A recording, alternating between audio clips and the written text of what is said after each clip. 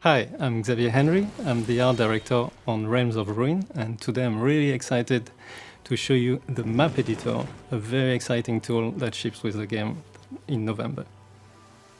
And here is a work in progress map from Baha, and we're gonna dive in looking at the tools that she used to make this map. So the first icon you see here is about the terrain deformation. So you see 4 main brushes, and all of them works in 2 different ways. So for instance, the first one here about the height, you can either use raise or lower mode. And you can see all those brushes have several parameters that can be changed. So like the fall off, the size, and the intensity. And we've got a very cool option for mirroring. So to create 1v1 or 2v2 maps, if you want a symmetrical map, you can use those axes, and you can also rotate the axis to wherever you want, so that it doesn't have to be orthogonal to the map. It can be at any angle, really. This second brush is about smooth versus introducing noise, effectively. So yeah, smooth and rough. So if you've got too many harsh angles, you can use the smooth brush, or too many deformation. Yeah, that would basically average the curvature of the terrain, and by using the rough mode, you can introduce a lot of noise, like more detail to your map, to your terrain.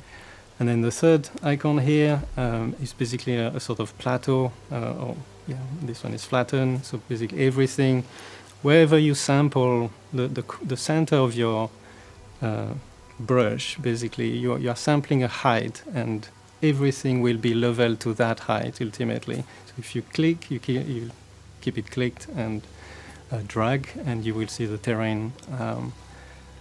So here it's in flattened, so everything goes lower, and in the next brush, you see everything would be raised to go to that point.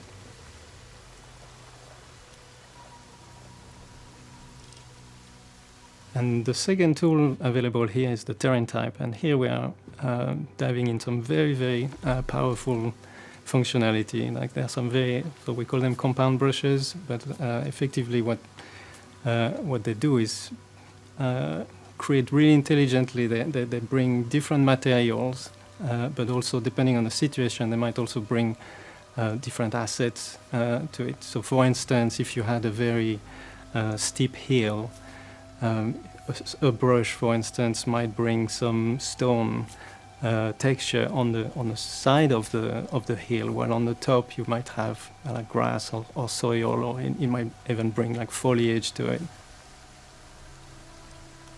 This map basically is using the tundra biome. So we've got actually 4 biomes for you to play with. Those are the same biomes we've used in a campaign. So each biomes come with 4 main different brushes, which all have 3 variants. So ultimately 12 brushes, plus 2 extra brushes for special terrains, like the slow terrain. That basically those 2 terrains affect the gameplay. And so you've got the slow terrain that would slow your units when they cross that terrain. And you've got what we call dangerous terrain. You see those very spiky, thorny roots there that would cause damage to your units.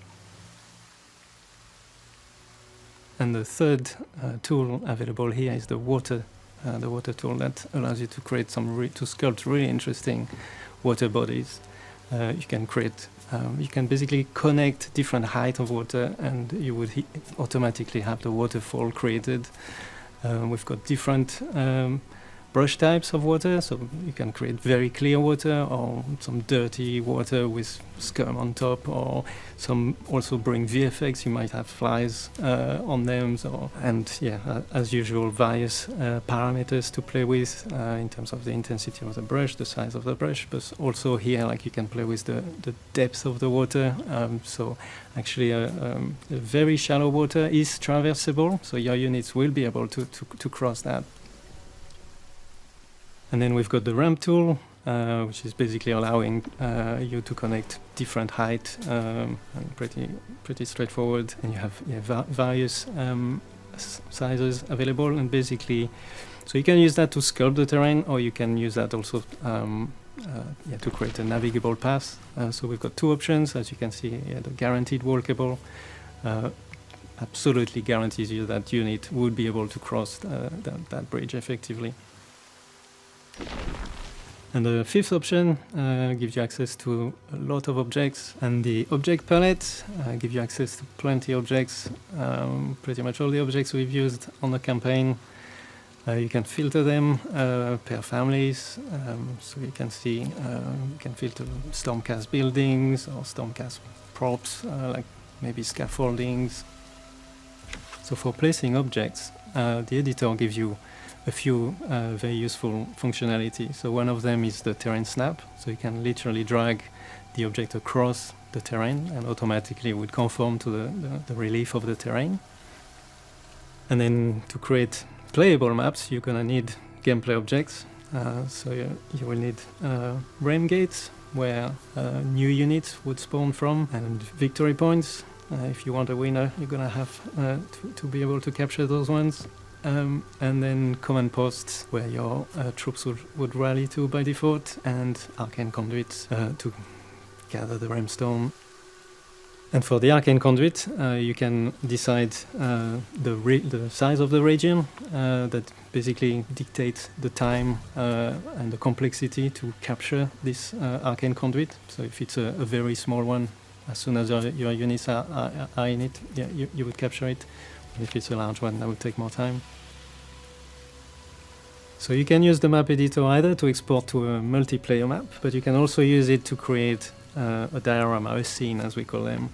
And there you can use the character tools. You can basically select any characters from the game and go through all the animations that were used to make the game and choose the frame you are after.